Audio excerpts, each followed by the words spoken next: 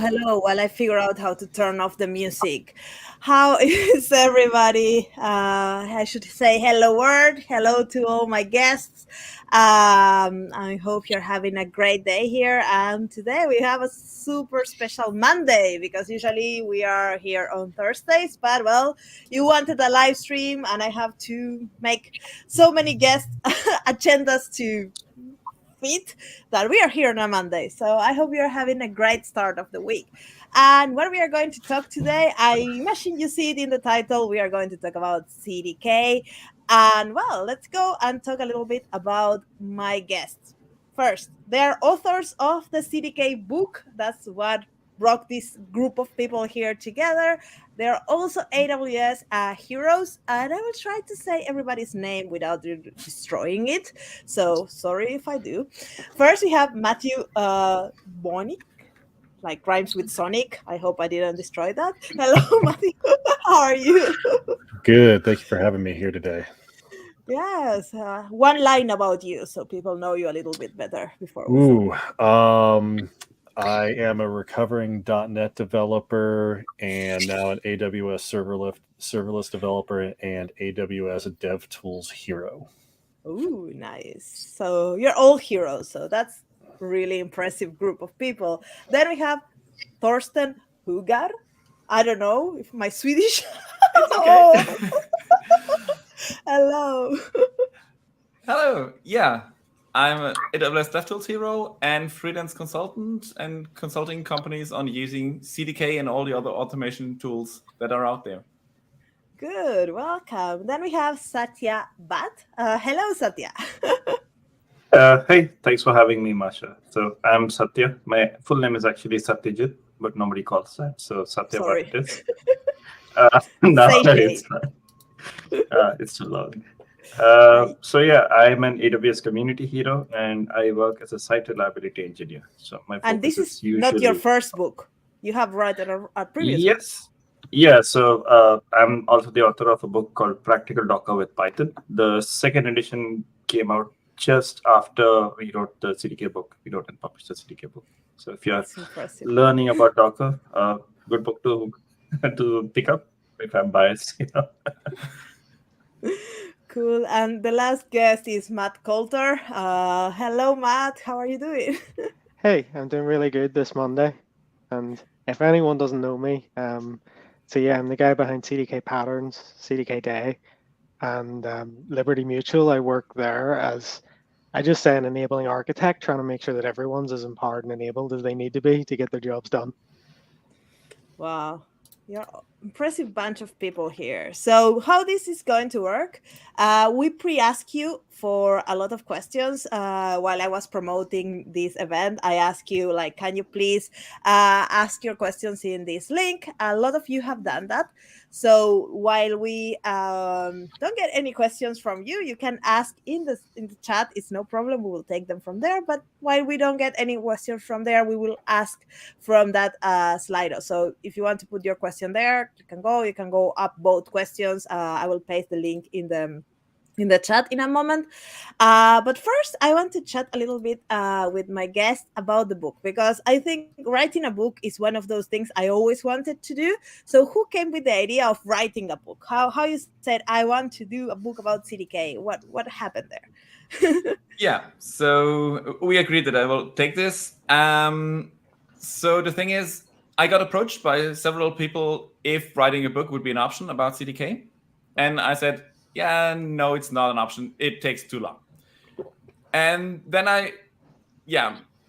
we discussed about this at I think in some of the chats we heroes have. And it was like, yeah, we got approached too, but it's too big. And then it's like, yeah, but maybe it's not too big if you just split it up. And that's how it went from a crazy idea to, yeah, let's do this. And then we did it. And how you grab this group of people? Like you put it in some chat, like, "Hey, who wants to write a book with me?" Or I imagine you knew these folks from CDK days. Yeah, we knew each other from CDK Day and the hero community, and it was more like, did you also get approached by some people? Oh yeah, but I declined. So maybe you can do it together. And then we did a call and we just started it. There was no What is formal process to get people on board. what is inside the book? So is it for people that have never started with CDKs, for more experts? Who is your audience, and how they can start reading it?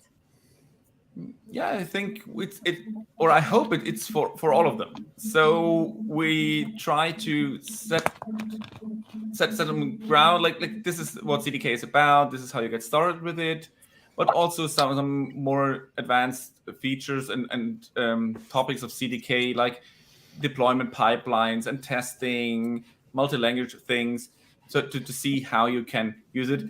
But it's definitely on elaborating why things are like they are and how they work, and not about this is how you build X, this is how you build Y, and this is how you build Z. It's about why do you do it like this, and how does it work. Yeah, I like the book. I read it, I think, in a weekend, because as you said, it's for everybody. So I went through very fast through the first chapters, and then I stayed in the most like meaty parts for me. So I will recommend it everybody to check it, even if you have been doing CDK for a while, because there is a lot of valuable material. I will put the link for the book in the screen for you that don't know about it. And also you have the book available like in Python and TypeScript. That's some very interesting. It's a quite interesting way of doing a book. How you came with that idea? Matthew. So the CDK was built on top of a technology called the JSII, which AWS also developed, that allowed them to take TypeScript code and cross-compile that into the other 4, and now including Go, 5 major languages. We just use that same software to take all of the examples and code throughout the book and also convert those things over through some pretty simple scripting. Yeah. And one of the questions somebody put in the Slido that I ask is, when the book is coming in Go, can you give us a time? I would ask the AWS team when they're going to have the JSII Rosetta updated to work with Go. I need to double check. Maybe they have done that release, but as soon as that's available, then the book should be available on Go as well. I don't think Go is like it's a preview, but not like official, like GA yet. So correct. As far as the last I saw, you're right. Yeah. Yeah. So let's jump into some of the questions now, and feel free to answer in whichever order you want. Try not to get our audience crazy. But one of the most common questions we all get now with the CDK version 2 out is like, should I upgrade? Is it ready already? Is it full feature? Is it the same versions? Like everything that I have with version 1, can I do with version 2? How I should start approaching the upgrade? Yeah, So absolutely. we actually, I should yeah, moderate so this. let me just add a small brief. So we actually have a small chapter. It's actually not even a chapter. It's an appendix about how to migrate from V1 to V2. It's that essentially tells you about what are the differences. There's really not much. The imports have changed, but the functionality remains the same. If you've used any experimental features, you might run into some problems. I had a construct which was relying on some experimental functionality, and that suddenly broke. But the thing about CDK is, when you're using a programming language, right, you should have tests, and you will have tests, and the tests are going to catch it. So, yeah. And this is a question from me that you mentioned test. Do people really test their infrastructure, or that's something totally new for everybody and nobody's writing tests? Have you seen a lot of folks writing tests in their infrastructure? No. I haven't seen a lot, at least not within my organization. I've been pushing for good snapshot testing and unit testing on stuff. I try to do it. However, For basic work, a lot of snapshot testing and unit testing is probably a little superfluous. What do you mean by snapshot testing for folks that don't know? Right. So snapshot testing, I would call anything that you a unit test that you retrofit into existing code. So you write up all your CDK code, you've done all your testing as far as integration testing, deployment testing, those things, and then you go, well, I want to take a snapshot of the code that I've got. I want to take a snapshot of the results of it, and then just compare future builds against that to see if anything unexpectedly changed. Very simple to write, very simple to do. And they provide a lot of value long term, and it doesn't have to worry about doing like TDD or upfront unit testing, all that stuff along the way. And that's done against like the CloudFormation resources that are generated, or like that you would do it actually against the results of the API. Now, ultimately, that is kind of the CloudFormation resulting CloudFormation work, but you do it all within the unit testing framework of your language. So if you're in TypeScript, that's probably Jest. If you're in Python, that's PyTest. On the other languages, I'm not sure what the current hip way is to unit test either Java or C# code. Maybe NUnit's still available on .NET. I'm not sure.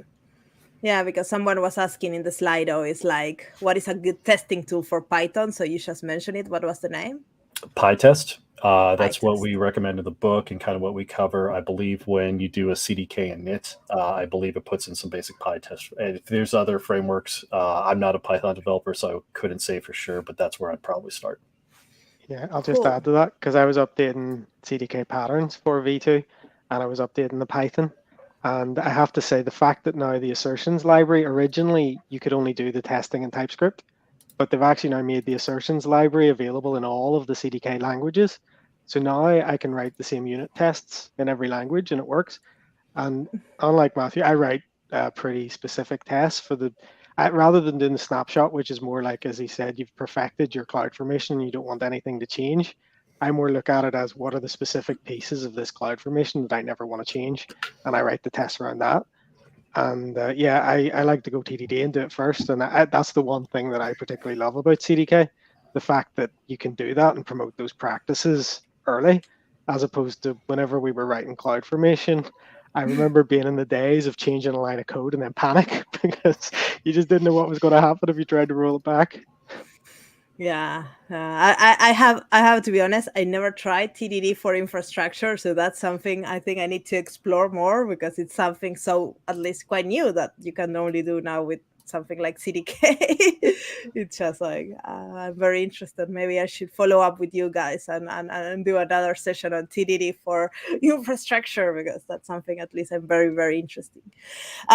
Somebody in the chat asked, Abdul, is there a sensible way to have a while loop while creating infrastructure resources? I think that's quite a normal pattern that people sometimes do, like to create things in a loop. What you have to say about that? I definitely have.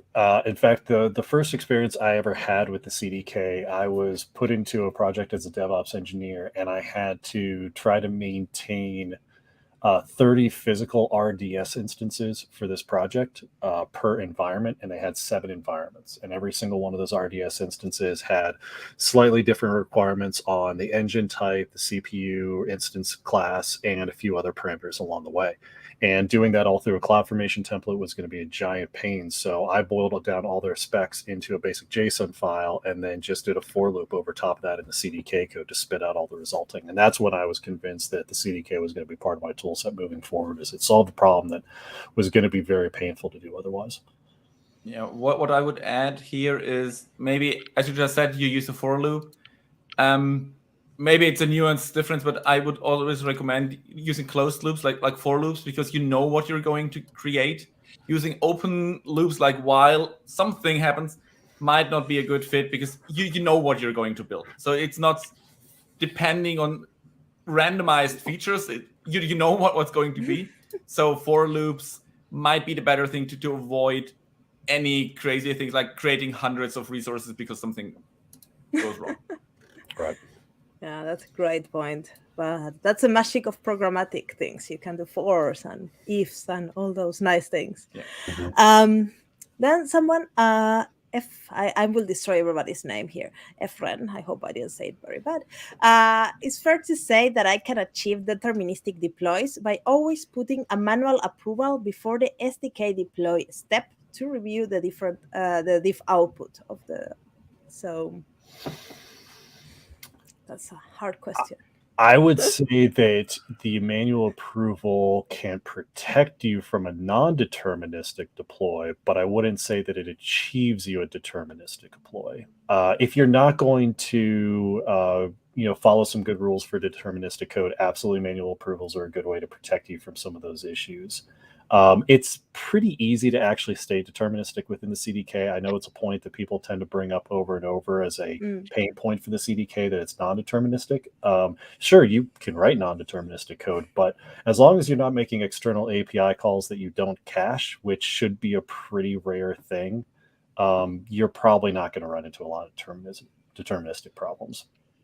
And what adds to this is, if you do this, you need to make sure that you're running your CDK deploy against generated cloud assembly and not against your source code again. Otherwise, your deploy might generate something different than your diff did before, so it doesn't help you. So you need to make sure that you're running against the same cloud assembly and not only against the same source code.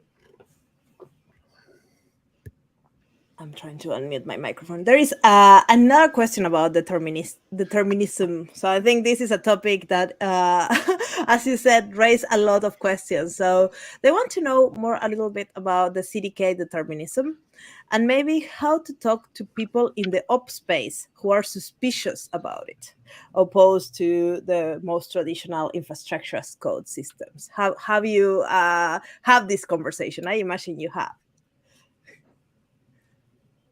Who wants to take it? I'll take it. So, so determinism, let's talk about why it's so important. As you are dealing with infrastructure as code, it's really important that every single time you do a deploy, every single time you try to reconcile state into an environment, that you know exactly what you're going to get. Because if you don't, you may end up with things like accidentally wiping out a database or taking out state from a system, because if you remove a resource from CloudFormation, it typically removes that resource out of AWS as well. You can always get around that with retain policies, but there's still that risk. So one of the things that's nice about CloudFormation is that it's naturally very deterministic. It's actually very hard to write non-deterministic code in CloudFormation, if it's even possible at all. And then you kind of get into a semantic issue then at that point about what it is. When you drop down into a general purpose language, well, I could write a construct that goes off and makes an API call to an outside system and then just uses those results of that API to then create some sort of construct or state within my CloudFormation and CDK code. And that is naturally non-deterministic. Every time you make that API call, you could get back a different set of results. So like with the previous question, if you're going to go that way with making API calls to get dynamic data for generating your CDK code, and I've done this plenty of times, you can put in manual approvals to give yourself that chance to make sure that something unexpected isn't happening. But it's generally still getting into a case where you're dealing with non-deterministic code. Your results are 99% of the time they're going to be what I expect, but that 1% of the time I could get into a whole lot of pain along the way.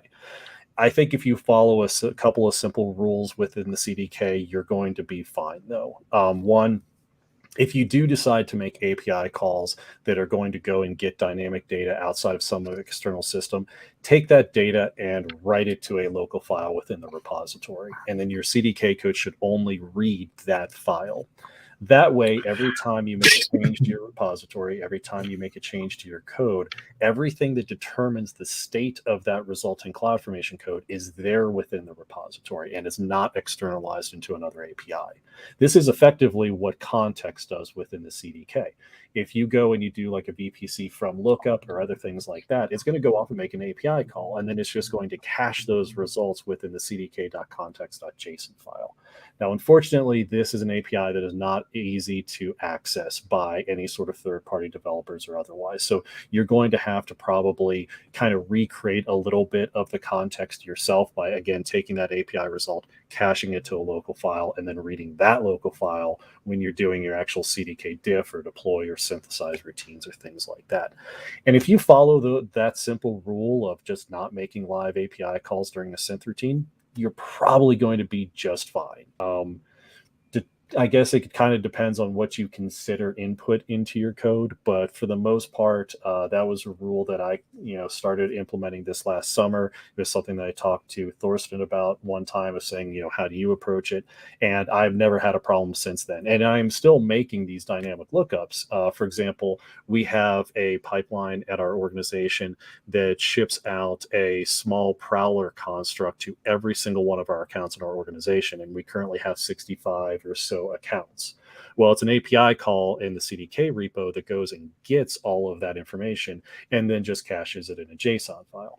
If we onboard new accounts, we just know that it's part of our process to rerun that script, recheck in the code, and we're good to go. We stay deterministic because there is that manual step of me saying, I have to make an API call, I have to review those results, and that makes that then deterministic. I have now taken that code and taken it out from an external API call and cached it locally in my code base. I hope that answer helps Adam. I think it was really good example that you give the few rules so people can follow those steps.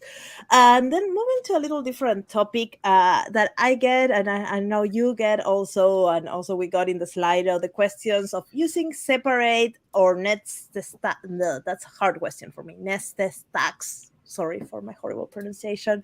Do you have like a rule of thumb on when to create a new stack, when to make it separate, when to make it inside of other stack, and maybe give a brief information, like this description of what are these CloudFormation stacks for the people that are watching that might not be familiar with it? Who wants to take it? I'm not. I hate nested stacks. I stay Yes. far away from them. You all hate nested stacks. Yeah.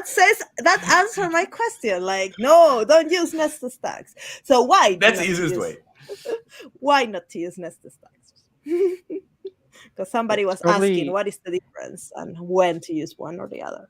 Yeah, it's probably because CDK makes it so easy to have multi-stacks, and it keeps track for you of the different stacks when you're doing your deploy. So it's not like having separate CloudFormation templates that are completely separate.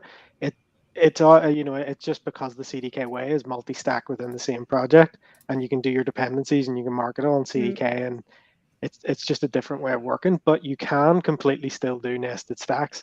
Like I know there are teams in Liberty that all of their CDK code pretty much is nested over multi-stack, but it's a style choice over any kind of functional, like needs based on the nested stack functionality.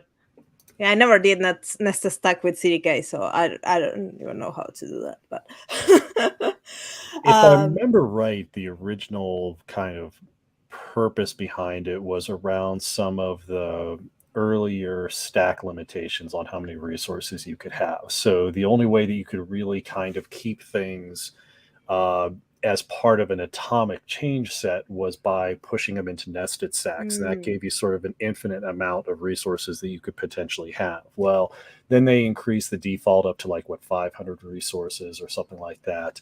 And generally speaking, in my experience, if you're running into a stack that has more than 500 resources in it, then you're probably needing to separate some things out, pulling some things into system separate stacks. You probably have too thick of a stack to begin with.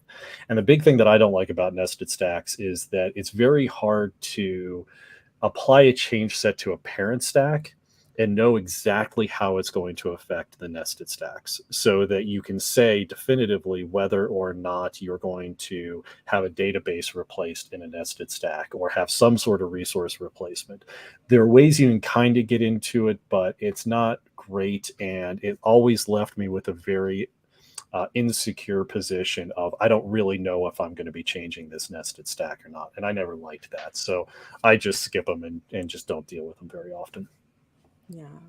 And talking about stacks, we got another question as well on what is the best way to share resources between stacks when we are doing CDK? Should we export and import the values, use like something like the parameter store, use some of the language tools to share these values around, like interfaces? I don't know what you will recommend this person that asked that question. I'm still thinking about the how do we convert Ben Kehoe to a CDK fan question. Yeah, I don't think that's possible. No, but maybe we can tackle it at the moment we talk about the downsides of CDK. Okay, we can go through those and you can answer the question. So generally, though, if you're talking about trying to pass these sort of references back and forth, it's the language itself and the API itself actually makes that very easy. If I have one stack that I've defined and it has, say, a database instance in it, and then I've got my application stack on the other side that needs a reference to that database instance for connection strings or whatever, I can typically just hand that construct reference back and forth as variables within my stack. Now, this is going to create an explicit export on the first stack and an intrinsic import or functional import on the second one. Now, this can result in some pain points.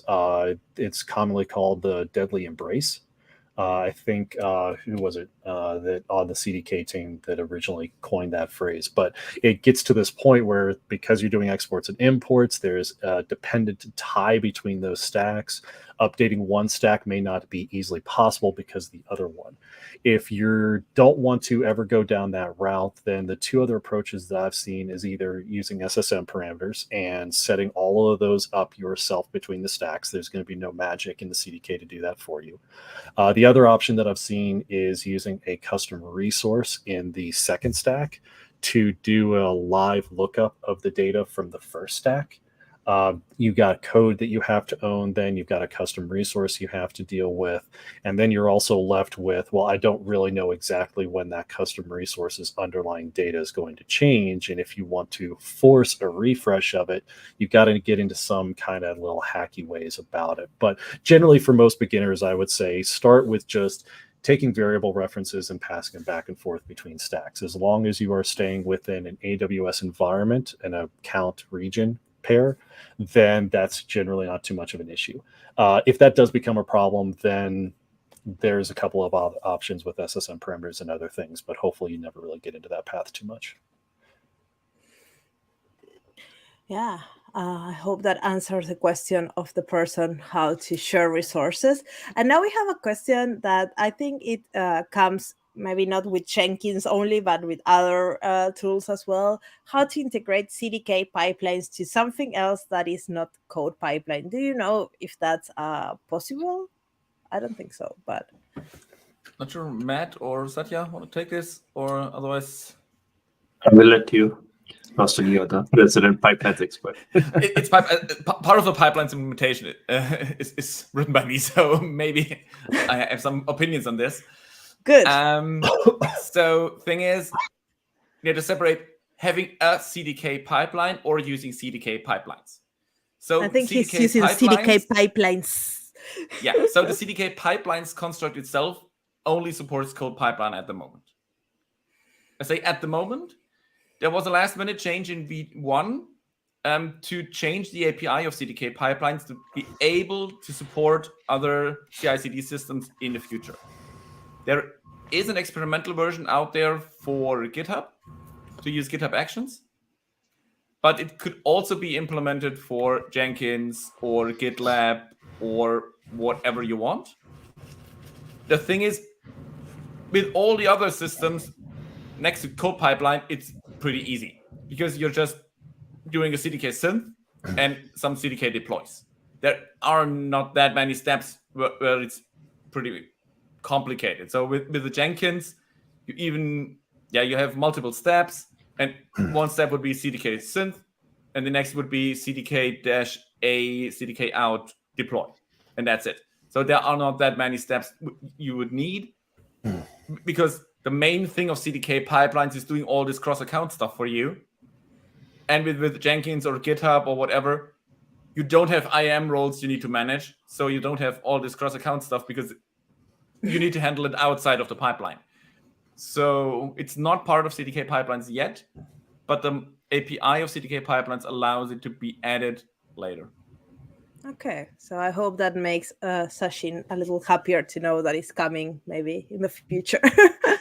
Or just create a PR for it. Yeah, exactly. CDK is open source. Anybody can contribute, even a joker like me. Exactly. That's a great point. So if you need it, go for it and build it. I actually asked Matthew once, like, I have this teeny tiny one word PR. Should I go ahead? You know, it was like I don't call myself as a developer, right? I write scripts. I do glue scripts. You know, like I was asking Matthew, you know, should I be worried with, are they going to ask too many questions? Like, no, just go for it. Open a PR, next morning it's merged. So officially a CDK contributor. Go for it. All right. So you can go and write your own code.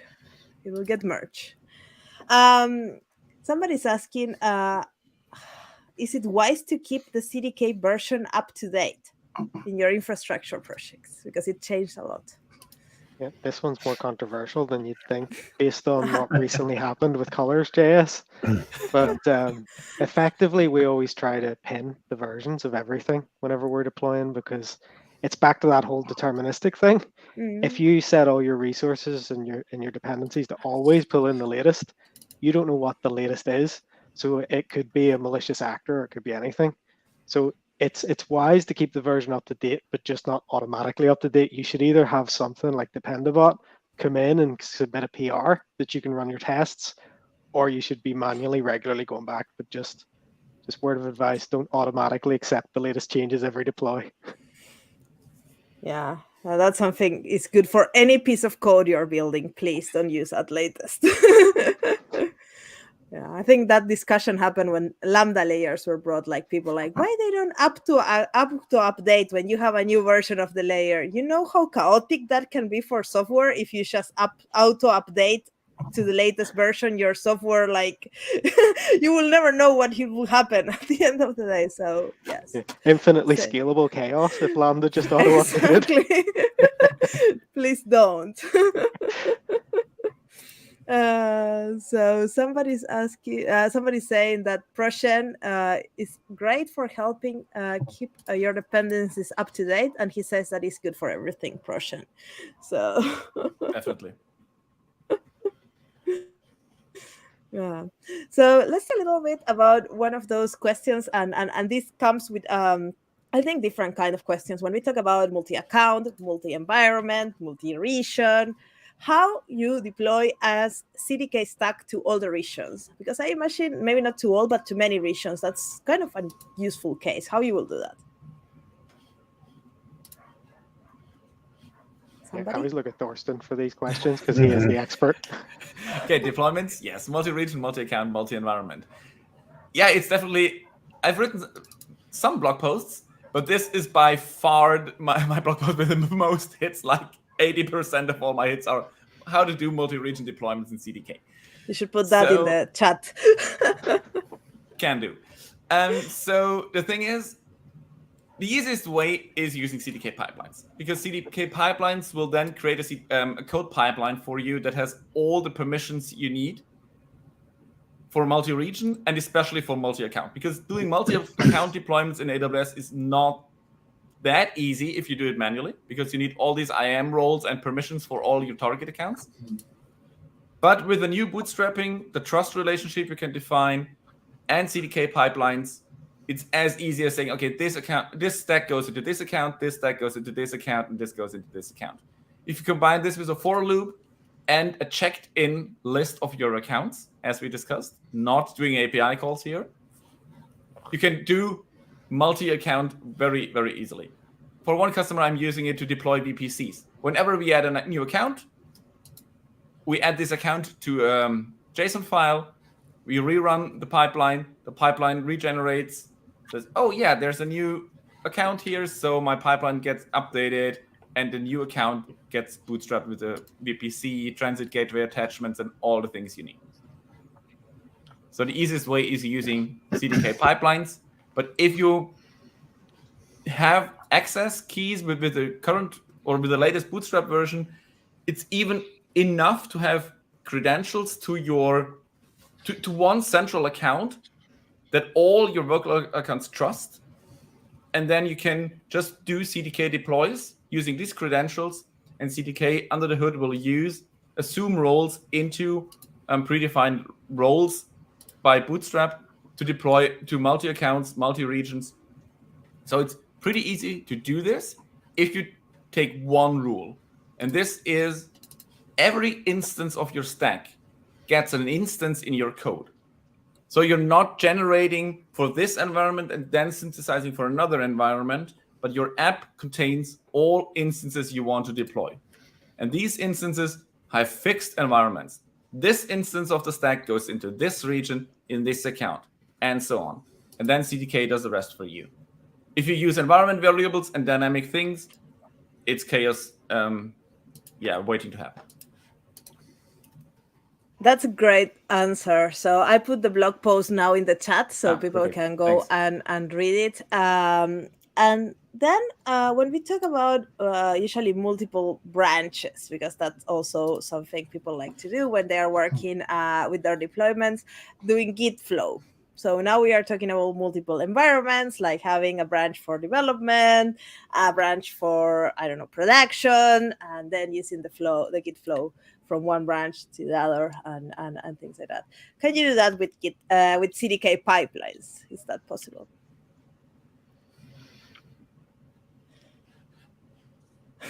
Someone else wants to do it. I have opinions on this. Good. Yeah, I love me too. opinions. We are here for all the opinions. Yeah. So with CDK pipelines, you can't, because CDK pipelines is using code pipeline, and code pipeline doesn't support multiple branches. But there's a reason for this, because you just shouldn't do it.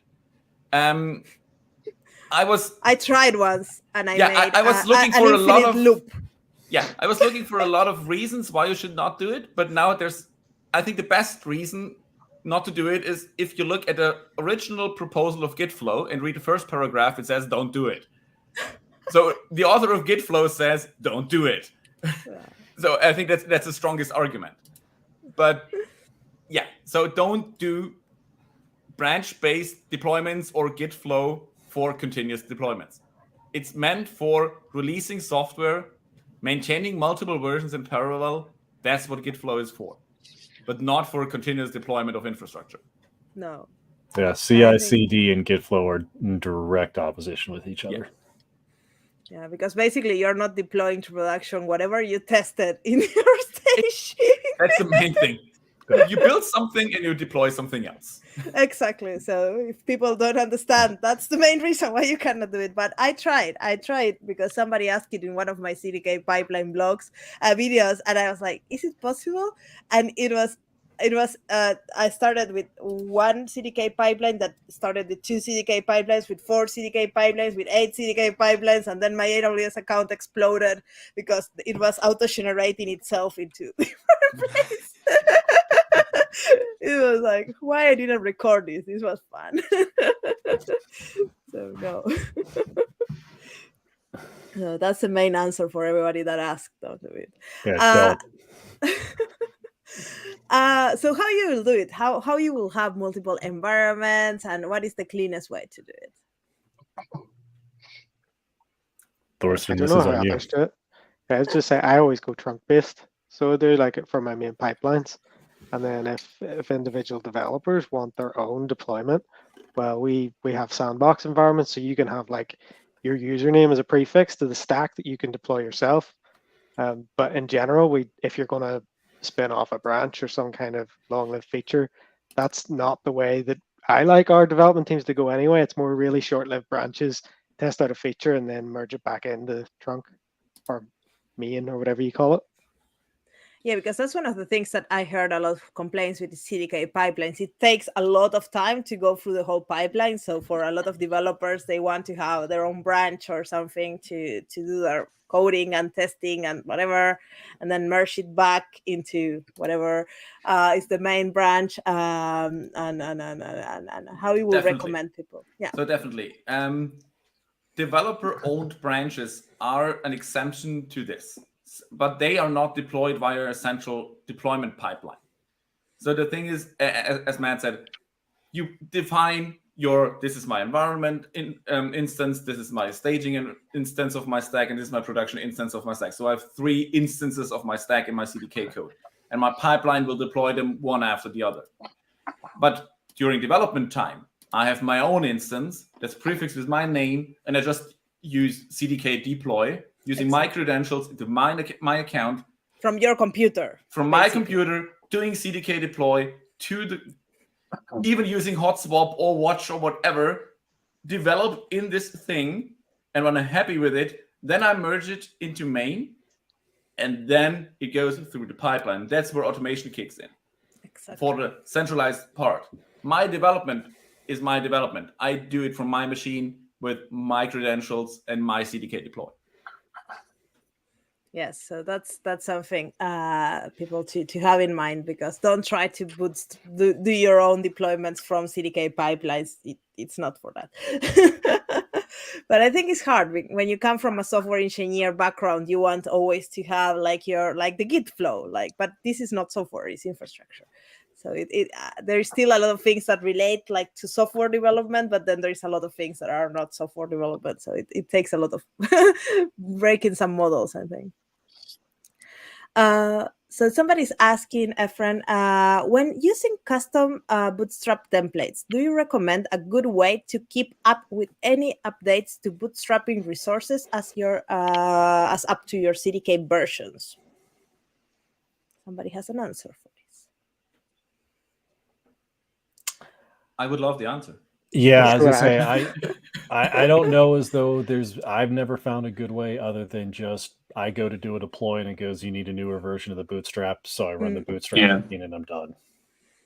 Yeah, I'm using stack sets to deploy my stacks, but yeah, updating the Bootstrap templates is extracting from the CDK source code, run a diff on it, and see what changes. So if anybody knows a better way, I'm open.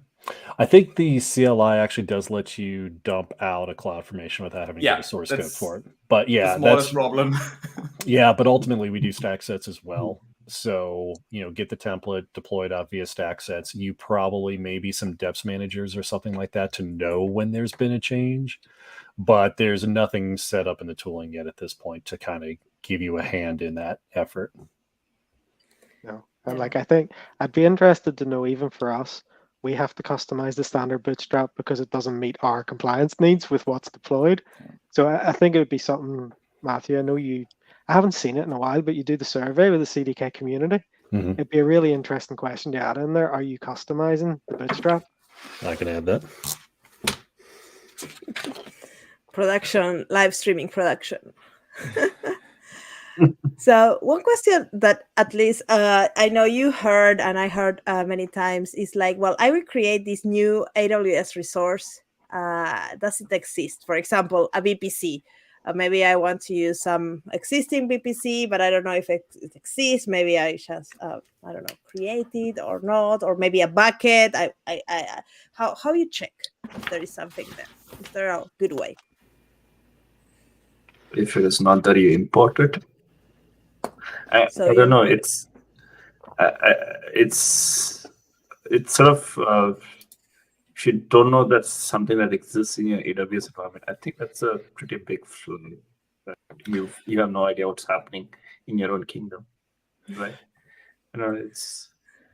I mean, the only way to define really if something is by maybe name of the resource, it depends on the service. S3 buckets have to be a unique name across the world. Code commit repositories have to be unique across the account, or at least the region. So if you have a name collision, and that's how you define your something, then when you go to do the deploy, it's going to blow up on you. But the CDK itself doesn't do any sort of lookups to get you ahead of that. What I think, what is the reasoning behind it, but I never understood the reasoning, is what if I want to create a CDK app that deploys into my account, and when there already is a VPC, it uses this VPC, otherwise it creates one. But I think that's what Satya said. You should know what's in your kingdom. Yeah, So exactly. you should control. You should know your current state, and you know where you want to go, and not let's see what's happening. Yeah, If you and don't sometimes know your people current download state, like code from the internet. Please read it and know what it's doing. Don't deploy it in your account. I'll add one small addendum. If say you have thousands of developers in like using your AWS accounts, and you have a central team managing like the VPCs that are in each account, you can create a custom resource to do the lookup based on where it's being deployed for which VPC it should use in that scenario. But this is like, you're talking like 0.5% of people should really be going to this level. Everyone else just know what you're deploying, pick your actual and it's names still, we know that there is a VPC and we build a resource to find it. But it's not like if it's there, create it, or if it's not there, create it, otherwise use it. So you should know if there is one or not, if it's part of your deployment or not. Yeah, you shouldn't auto create on the fly, because that's getting scary. Yeah. Somebody, Pinuts, is asking, how do you structure stacks? We talked a little bit about stacks a little bit earlier. I separate stateful and stateless stacks. What other useful separations you know? So a few kind of general rules of thumb that I've been following for the last couple of years. VPCs always go in their own stack. If I need a VPC for my application, I just stick that in its own stack, because the way that the VPC construct works out is that it'll sort of detect changes when there aren't really need to be any. So I don't want that sort of ugliness to leak into changes I'm trying to pay attention to during a change set or a stack change. Stateful stuff, I do put separate. So if I have like a group of S3 buckets or RDS instances, I try to stick them in their own stacks so that I can kind of separate them off from normal application changes and normal pipeline changes and have them protected a little bit. And then it just falls into usually the logical separations of the application. So if I have a typical 3-tier application, I may have my front end stack, my API stack, and my database stack. And then my VPC over to the side, if that's the type of application it is. Yeah. And it tends to follow those same application patterns. Yeah, but coming from the deployment again, be aware, if you do a CDK deploy, it will deploy all the stacks. So if you mess up, it will destroy your infrastructure no matter where you put it. Sure. It will deploy all stacks. Yep. Yeah, and that comes to one of the questions that I got in the Slido, is how I protect my resources from deletion, like how protect them from redeployment or things like that, or how to make sure that nothing breaks and nobody can destroy my things. Retain policies, number one. A lot of the CDK L2 constructs will on some things put a retain policy by default. I think like RDS now gets a retain by default. I think S3 buckets get a retain by default. Use those. Definitely put those things on any resource that you know has state that you can't lose. You can do some termination protection on the stacks as well, although I don't believe there's anything in the CDK that allows you to easily define that, unless I've just missed that feature. And then good IAM policy protection. Don't let people go having unbounded access into your environments, because especially in like a sandbox environment or anything that's shared within an organization, I've definitely come across cases before where people will go and delete a stack thinking that it was their VPC stack, part of their application, and all of a sudden there's problems on my side because unfortunately the stack names aren't always, written terribly well. So standard good cloud practices, good policies, good protections, good naming of things, and then just retain on anything that has state. Yeah. So that's some people are mentioning also DNS stacks as well, to have those. So I want to talk a little bit about CDK weakest parts, or how to convince Ben Quijote to be a CDK fan. There are none. There are none. Great. So that's good. Move on. I would say, Yeah, go ahead. Yeah, I'd say the worst thing about CDK, and this is, you can do this in CloudFormation or anything if you really want, Yeah. but it's whenever people try to over abstract what you're actually trying to deploy. So you get someone who's like the super coder and they think, I'll come in, I will make your life so easy. You've got one line of code and that's it. And then what happens is that everybody has these like slightly different use cases and they have to branch out. So abstractions are awesome. Like as with everything to do with programming, it's just knowing when it's an appropriate abstraction and when it's a case of saying, no, this doesn't make sense for me to go up to that level. But again, you've always been able to do that. You can do it with, as I mentioned earlier, custom resources and CloudFormation if you really, really want. So it's just being sensible. Yeah. Yeah, and I think what goes in the same direction is one of the biggest features of CDK is also one of the biggest weaknesses, because you can create so much stuff with so few lines of code, you don't know what's happening. So it's easy to build infrastructure you don't understand, but you still need to operate it. Right. Yeah. Right now there is, a feature of the CDK is that it puts the ownership of a lot of the infrastructure on the implementer without always giving them the best tools to know exactly what that is that they're deploying out. It can be hidden behind custom resources, complicated lambdas. If you take a look at the EKS construct, you can see this pretty clear. You deploy out an EKS cluster, and suddenly you get a couple of nested stacks with all these Lambda providers, and it provides a great amount of functionality, but it's a little hard to understand exactly what's going on. And if you have compliance concerns and other things, that can be a lot to put on ownership. And I think this is basically the crux of Ben Kehoe's argument, which is that these things really should be abstractions inside CloudFormation, not necessarily owned by every single individual implementer out there. EKS has probably been deployed now, thousands of times. So now all of a sudden you've got thousands of people who need to own, technically, Lambda functions and other things that interact with an environment. And then all of a sudden you've got upgrade problems too. You go and you do a new version of the CDK and they make a tweak to it. Usually they're pretty good about that now. Early days, it was a lot harder. Early days upgrades were quite painful, but you now own that upgrade process. You have to care about, are your stacks going to be in a good state when they're done, testing this through environments and other things. So as a company, my company is an MSP. Our job is to own infrastructure for our clients. So I kind of lean towards liking that approach, because I don't want things taken away from me. I don't want things abstracted away behind a CloudFormation wall. But that does also mean that I have to know a lot about what's going on with my infrastructure, own that, really treat it as a bit of my owned code. And I can get there a lot quicker now thanks to the CDK, but it doesn't completely eliminate a lot of problems for me. Yeah, it's basically the same discussion with custom resources in general, even in CloudFormation. Yeah. You own code that should not be your code, because you've not written it, but you have deployed it and you own it. Yeah. And custom resource providers would be the better way here. We're getting there, poking at the CDK team all the time. At some point, they will understand.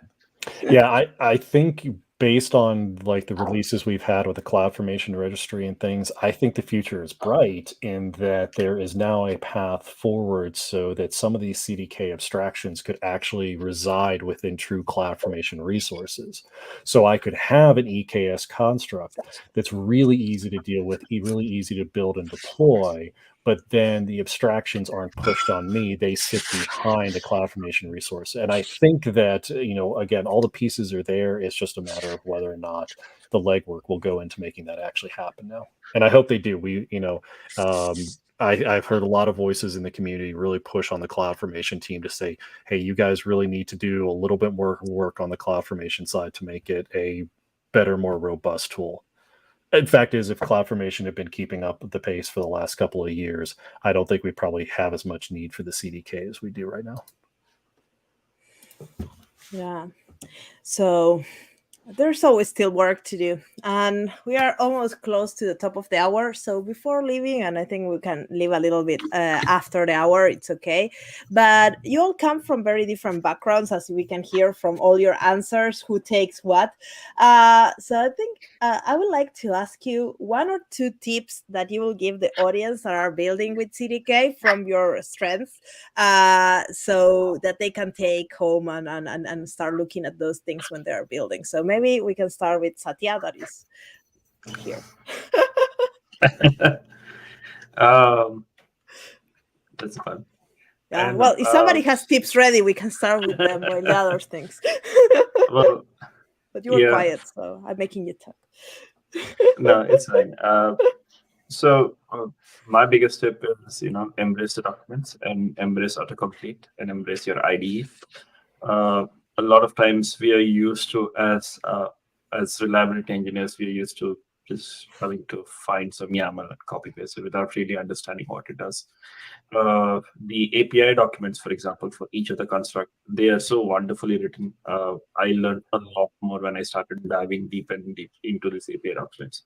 The sad part is most of these are not actually exposed anywhere. Even if you do an autocomplete, you're just going to get a summary. But if you go to the API reference, there's really detailed description of the design principles, the ideas, why they did it this way, what you can do to not try to minimize your problem. So embrace the docs.